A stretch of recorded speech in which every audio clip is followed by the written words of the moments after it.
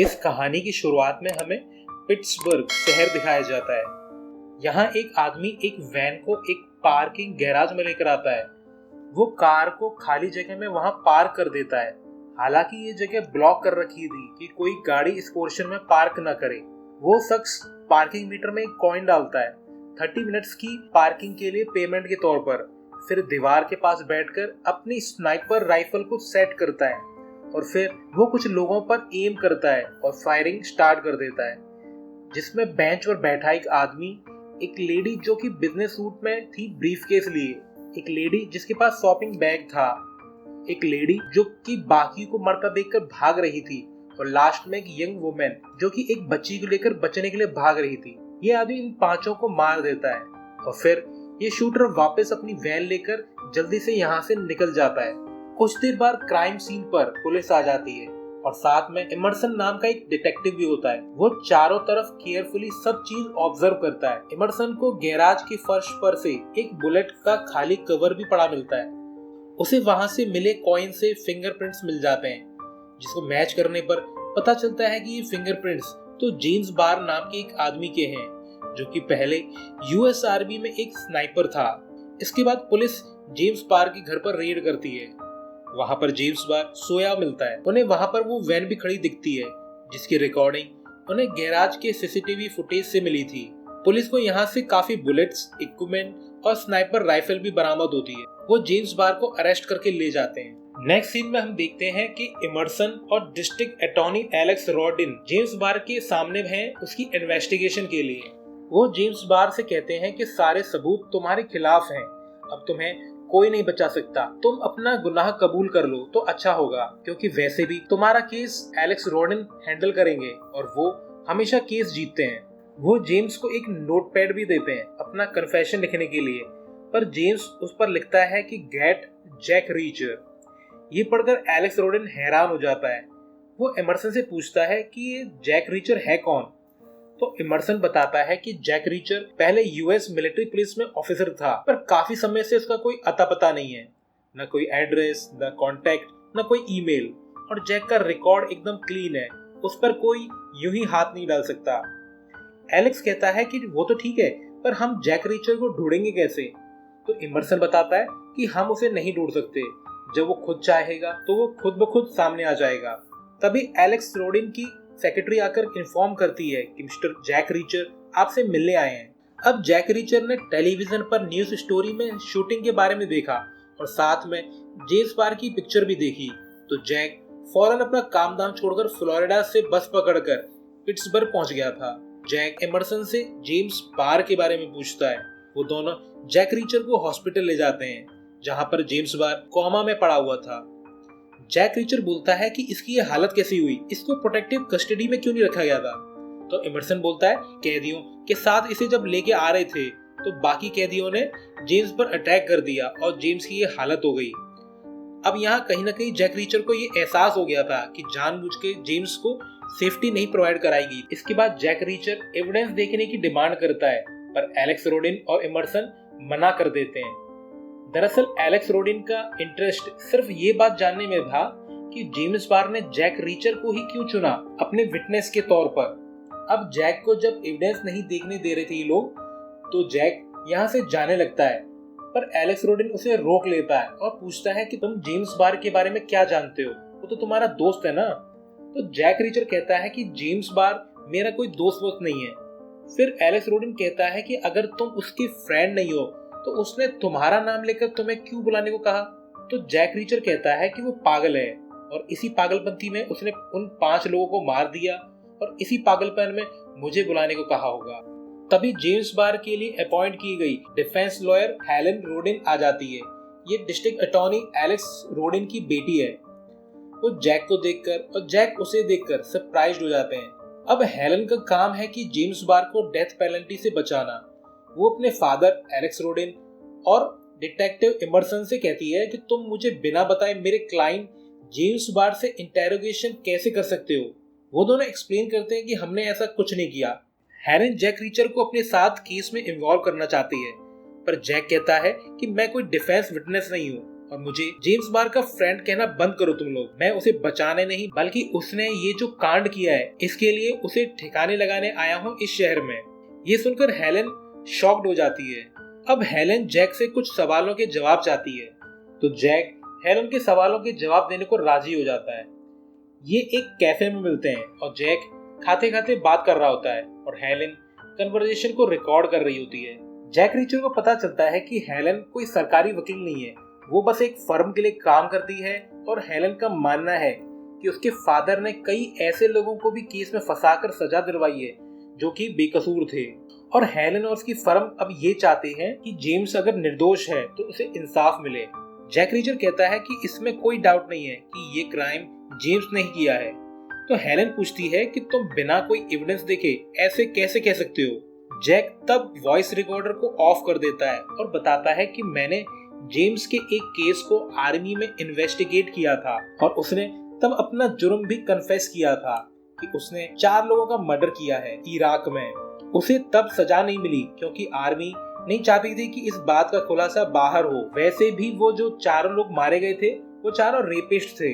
Jack Reacher कहता है कि जेम्स काफी ट्रेंड स्नाइपर था और उसने इराक में शूटिंग इसलिए की क्योंकि उसे पूरे 2 साल हो गए थे स्नाइपर राइफल लिए खड़े। वो बस सिविलियंस को आता जाता देखता रहता था और उसे कोई भी किलिंग के ऑर्डर नहीं मिले थे।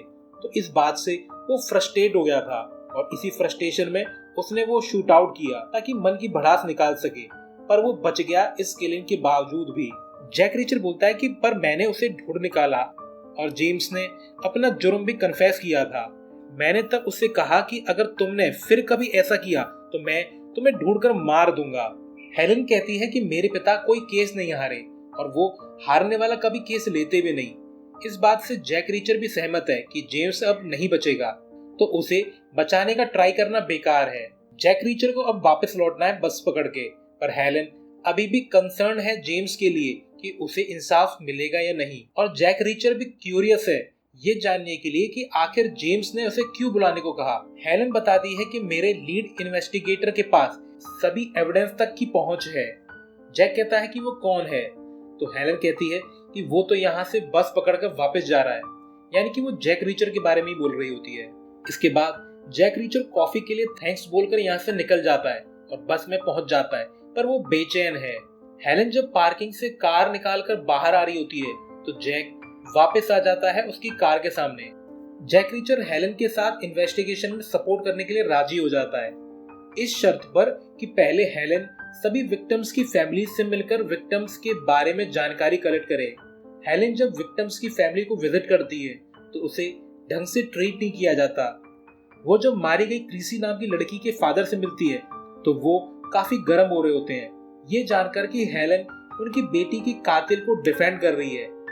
वहां मौजूद पिस्टल को देखकर हेलन घबरा जाती है और माफी मांगकर वहां से भाग निकलती है। घर के बाहर हेलन को उसके पिता मिलते हैं और पूछते हैं कि तुम ये आखिर कर क्या रही हो, तुम बहुत ही बड़ी गलती कर रही हो और अब तो तुमने जैक रीचर को भी इन्वॉल्व कर लिया है, तुम अपना कैरियर तबाह कर लोगी, तुम्हें कुछ हासिल नहीं होगा, बस तुम मुझे हर्ट कर रही हो।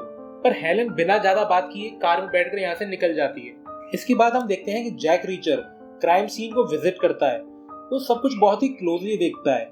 यहाँ पर हम देखते हैं कि एक आदमी जैक रीचर पर नजर रख रहा था, इसका नाम लिंक्सी है। लिंक्सी एक आदमी से एक पैकेट रिसीव करता है जिसमें काफी पैसे थे।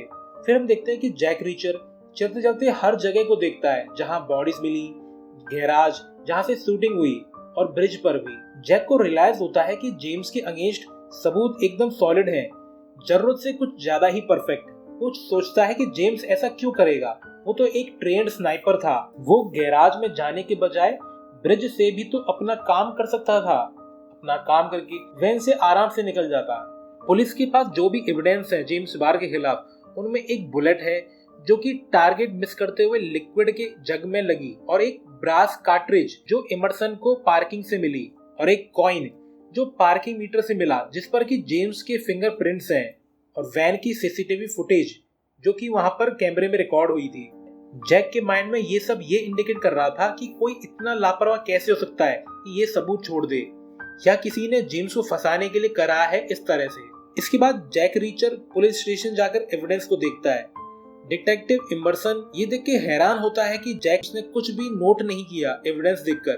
तो जैक कहता है कि उसे कुछ भी नोट करने की जरूरत नहीं पड़ती, जो ये शो करता है कि उसकी नजर कितनी शार्प है और याददाश्त भी। जैक रीचर इमर्सन से पूछता है कि जेम्स ने अगर क्राइम करना था तो उसने पार्किंग के लिए पे क्यों किया। तो इमर्सन कहता है कि जेम्स ने इस बात पर ध्यान नहीं दिया होगा। इसके बाद हम देखते हैं कि जैक रीचर एक बड़े ही बिजी लोकल बार में जाता है। तो वहां पर एक सैंडी नाम की एक लड़की उसे अप्रोच करती है। वो पूछती है कि तुम्हारा नाम क्या है। तो जैक अपना नाम जिमी बताता है। तो सैंडी बोलती है कि तुम जिमी जैसे तो नहीं लगते, कहीं अकेले में चलोगे मेरे साथ, मेरे पास कार भी है। तो जैक बोलता है कि मैं तुम्हें अफोर्ड नहीं कर सकता। तो ये सुनकर सैंडी नाराज हो जाती है और कहती है कि मैं कोई प्रोस्टिट्यूट नहीं हूँ। वो ऐसा बहुत जोर से कहती है। तो 5 लड़के वहां टेबल पे आ जाते हैं। एक क्लेम करता है कि ये हमारी सिस्टर है। इनमें से सबसे तगड़ा लड़का रीचर को बाहर 2-2 हाथ करने को कहता है। इस तगड़े लड़के का नाम जैब ओलिवर है। फिर हम देखते हैं कि बाहर आकर जैक सबकी धुनाई कर देता है, पर तभी पुलिस आ जाती है और जैक को पकड़कर ले जाती है। फिर हम देखते हैं कि पुलिस स्टेशन में हेलेन और इमर्सन जैक के पास आते हैं। तो जैक कहता है कि मुझे लेने आए हो। तो इमर्सन कहता है कि तुम्हारे खिलाफ किसी ने भी कंप्लेंट रजिस्टर नहीं की है। इसके बाद जैक हेलेन से कहता है कि वहां बार में जो लड़की थी उसे मैंने जब अपना नाम जिमी बताया तो वो लड़की सरप्राइज्ड थी। शायद वो जैक रीचर सुनना चाहती थी, उसे मेरे बारे में पता था। और ताज्जुब की बात यह है कि फाइट शुरू होते ही पुलिस इतनी जल्दी सीन पे वहां पहुंच गई। मुझे लगता है कि उन 5 को जरूर किसी ने मुझे मारने के लिए भेजा था। जैक बोलता है कि जब से मैं यहाँ पे आया हूँ कि कोई मुझे लगातार फॉलो भी कर रहा है। फिर जैक हेलेन से पूछता है कि विक्टिम्स की फैमिली से क्या इन्फॉर्मेशन मिली। तो हेलेन पूरी इन्फॉर्मेशन से दे देती है। जैक रीचर हेलेन से कहता है कि जेम्स के क्रेडिट कार्ड रिकॉर्ड से पता लगाओ कि वो कहाँ जाया करता था, जैसे बार, क्लब, खासतौर पर गन रेंज, क्योंकि ये पता लगाना बहुत जरूरी है। कोई शख्स ऐसा है क्या जो जेम्स बार के बहुत ही क्लोज हो। नेक्स्ट सीन में हम देखते हैं कि लिंस्की चार्ली नाम के एक आदमी से मिलकर पैसों का पैकेट देता है जो उसे कुछ देर पहले एक दूसरे आदमी ने दिया था। वो चार्ली को जैक रीचर की एक फाइल भी देता है। लिंस्की बोलता है कि मैंने 5 लोकल्स को हायर किया था जैक रीचर को मारने के लिए, पर प्लान फेल हो गया और उनमें से एक बंदा मुझे जानता भी था, तो मैंने उसे मारकर उसकी बॉडी को ठिकाने लगा दिया। चार्ली ये सुन के खुश नहीं होता। वो कहता है कि लिंस्की, तुमने हमें बिना बताए कोई भी कदम नहीं उठाना चाहिए था। अब वो लड़का जिसका नाम जैब ओलिवर है, जिसको तुमने मारा है, वो अब मिसिंग है, तो उसे ढूंढते हुए हम तक पहुंचा जा सकता है। तभी वहां पर अंधेरे में से एक जैक नाम का ओल्ड मैन बाहर आता है। वो कहता है, लिंस्की, तुमने सब सत्यानाश कर दिया। लिंस्की कहता है कि आप टेंशन न लो, मैं सब फिक्स कर दूंगा। तो वो बूढ़ा आदमी जैक बोलता है, जब मैं मुसीबत में था तो मैंने अपने आप को जिंदा रखने के लिए अपने फिंगर्स तक चबा डाली ताकि बाकी बॉडी सेफ रहे, और अगर तुम्हें बचना है तो तुम्हें अपने फिंगर च्यू करके दिखाने पड़ेंगे। लिंस्की ये सुनकर डर जाता है, पर चार्ली के हाथ में गन देखकर वो अपना लेफ्ट थंब च्यू करने की एक्टिंग करता है। तो जैक यानी कि वो ओल्ड मैन चार्ली को इशारा करता है, तो चार्ली लिंस्की को शूट कर देता है। फिर हम देखते हैं कि हेलेन को जेम्स बार के क्रेडिट कार्ड के रिकॉर्ड से कुछ खास जानकारी नहीं मिलती, बस उसमें ग्रोसरी और गैस के बिल थे। जैक गैस के बिल से गैस करता है कि जेम्स बार हो सकता है कि सैटरडे को कहीं गन रेंज जाता हो टैंक फुल करा के शूटिंग प्रैक्टिस के लिए। वो हेलेन से कहता है कि 150 मील के रेंज में 700 यार्ड लंबे जितने भी गन रेंज हैं उनका पता लगाओ। इसके बाद हेलेन जैक रीचर को एक ऑटो पार्ट्स के स्टोर पर ड्रॉप करके चली जाती है। जैक वहां जाकर स्टोर मैनेजर से सैंडी के बारे में पूछता है, तो स्टोर मैनेजर मना कर देता है कि मैं सैंडी को नहीं जानता, पर जैक उसे धमकाता है और जबरदस्ती अंदर घुस जाता है सैंडी से मिलने। सैंडी जैक को देखकर घबरा जाती है। वो कहती है कि बार में जो कुछ भी हुआ मैंने जैब ओलिवर के फोर्स करने पे किया था, इसके मुझे पैसे भी मिले। जैब ओलिवर भी इसी स्टोर में काम करता है, पर वो आज काम पर नहीं आया। जैक उससे जैब ओलिवर का एड्रेस ले लेता है और उससे कार मांगता है। तो सैंडी बोलती है कि ये कार ओलिवर की है। जैक बोलता है कि अगर तुम्हें बचना है तो तुम मुझे कार की कीज दे दो और कुछ दिन के लिए ये शहर छोड़ दो। जैक कार लेकर ओलिवर के घर पहुंच जाता है। यहाँ हम देखते हैं कि कोई उसे फॉलो कर रहा था। जैक जब घर के बाहर पहुंचता है तो वो देखता है कि बाहर एक ओल्ड लेडी चुपचाप बैठी हुई थी और वहाँ पास में ड्रग्स भी रखा हुआ था। जैक समझ जाता है कि ये नशे में धुत है। जैक घर के अंदर घुसकर सब कुछ ऑब्जर्व करने लगता है। तभी पीछे से वो लेडी भी किसी को कॉल लगा देती है। जैक देखता है कि बाथरूम में शावर कर्टेन्स हुक से टूटे हुए हैं। ये गौर करने वाली बात थी उसके लिए। तभी हम देखते हैं कि दो आदमी जैक पर अटैक कर देते हैं और फिर तीनों में हाथापाई चालू हो जाती है। जैक दोनों को ढेर कर देता है, पर तभी एक और बंदा आ जाता है वहां पे। जैक उसकी गन छीनकर उसका हाथ मोड़ देता है। जैक उससे जब ओलिवर का पूछता है तो वो बोलता है कि वो अपना सामान पैक करके यहाँ से कहीं चला गया है। जैक उससे बोलता है कि मुझे फॉलो किया तो मैं सबकी बैंड बजा दूंगा। इसके बाद जैक उसकी कार लेकर यहाँ से निकल जाता है। वापस आकर जैक जब हेलन से कहता है कि किसी ने जैब ओलिवर का मर्डर कर दिया है और ऐसा शो किया जा रहा है जैसे वो शहर से चला गया है। जैक अपनी थ्योरी देता है कि जो भी एविडेंस जेम्स बार के खिलाफ है वो कुछ ज्यादा ही कंप्लीट है। खास तौर पर वो बुलेट जो फ्लेवर्ड लिक्विड कंटेनर से मिली, वो जानबूझकर अलग से उसमें फंसाई गई थी, जो कि जेम्स बार को इस किलिंग से 100% जोड़ दे। पर ये सोचने वाली बात है कि कोई पार्किंग के पैसे क्यों देगा। जैक रीचर कहता है कि इराक में जेम्स ने अपने 90% सबूत मिटा दिए थे और यहाँ सब सबूत मौजूद हैं, जैसे जेम्स बार खुद को पकड़वाना चाहता हो। इराक में जब जेम्स बार ने शूट आउट किया तो सूरज उसके पीछे था और यहाँ भी हालात ब्रिज पर बिल्कुल वैसे ही थे। अगर जेम्स बार ये करता तो वो 100% ब्रिज से करता, उसे वहाँ पर वैन से निकलने की भी जरूरत नहीं पड़ती। तो हेलेन कहती है कि आखिर तुम कहना क्या चाहते हो। तो जैक कहता है कि जेम्स बार इनोसेंट है। हेलेन ये सब जानकर शॉक्ड है। वो कहती है कि जैक तुम बड़े अजीब हो, मेरे फादर ने मुझे वार्न किया था तुम्हें हायर करने से पहले, तुम बस अपनी थ्योरी दिए जा रहे हो। तो जैक कहता है कि देखो बाहर वो सिल्वर ऑडी खड़ी है ना, वो सुबह से मेरा पीछा कर रही है। जैक हेलेन को उस कार की लाइसेंस का नंबर देता है और कहता है कि इस कार का पता लगाओ कि ये किसकी है। हेलेन कार का पता लगाने के लिए किसी को कॉल करती है। चार्ली और उसकी टीम को पता चल जाता है कि कार के बारे में इंफॉर्मेशन सर्च की जा रही है, तो इनका लीडर इनको नए ऑर्डर देता है। अब हम देखते हैं कि हेलेन को ये सब कॉन्स्पिरेसी समझने में काफी मुश्किल हो रही होती है कि ये रैंडम किलिंग क्यों हुई। तो जैक एक पर्ची पर कुछ लिखकर से देता है। हेलेन को कॉल आता है जिससे ये पता चलता है कि वो सिल्वर ऑडी लेबनहॉर इंटरप्राइजेस के नाम रजिस्टर्ड है, वही कंपनी जिसने ऑनलाइन आर्चर के खिलाफ लॉ सूट फाइल किया था।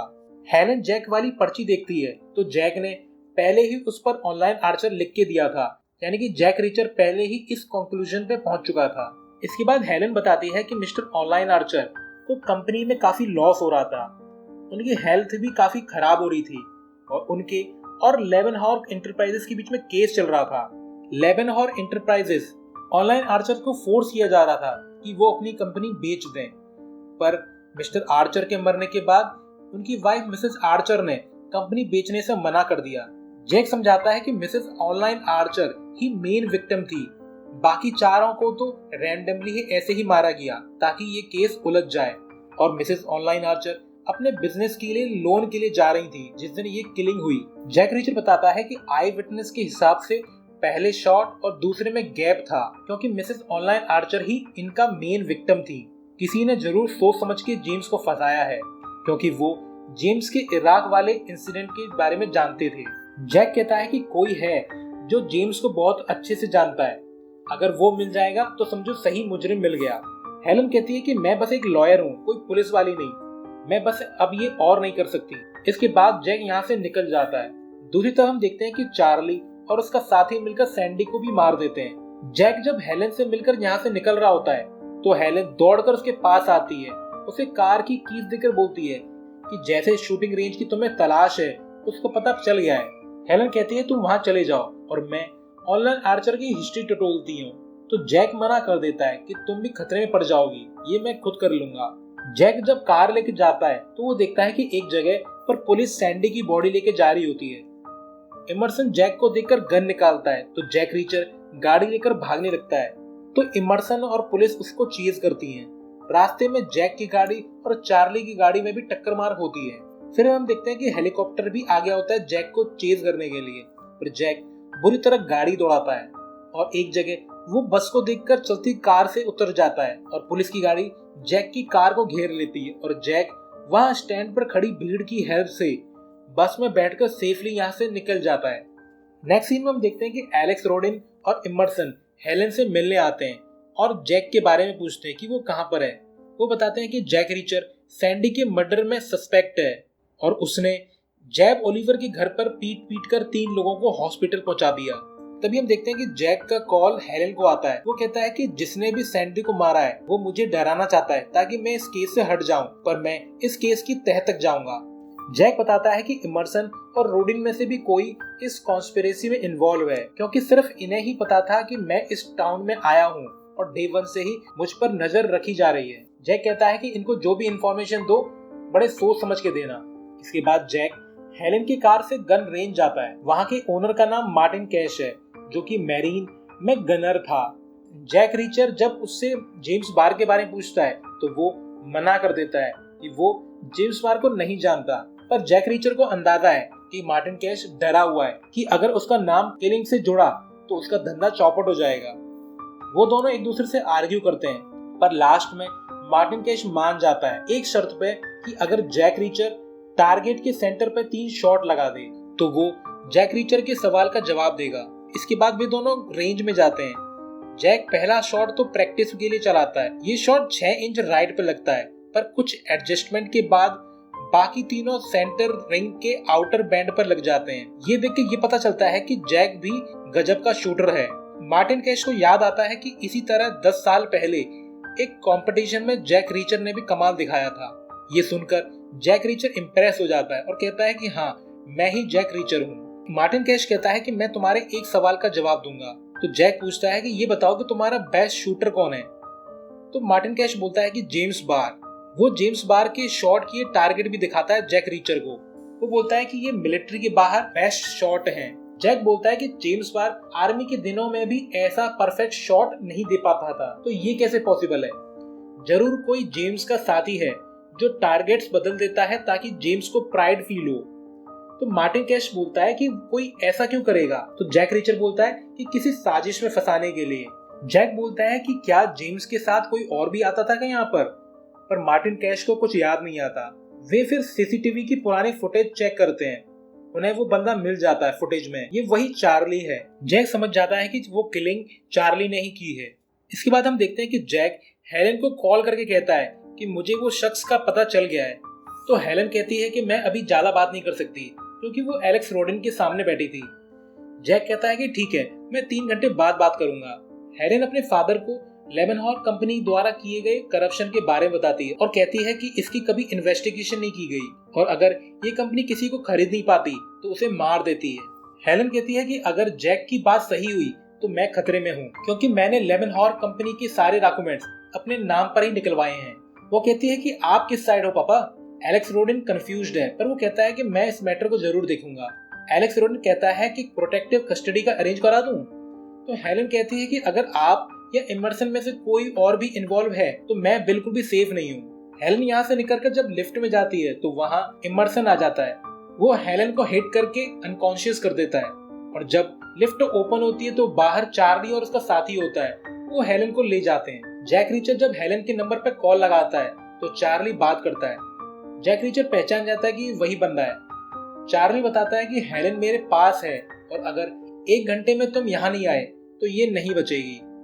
तो जैक रीचर कहता है कि मैं गन रेंज गया था, वहां से मुझे तुम्हारे फिंगरप्रिंट्स और तुम्हारी पिक्चर भी मिली है। तुम्हें जो करना है करो हेलेन का, मैं बस FBI के पास जा रहा हूँ। और फोन काट देता है।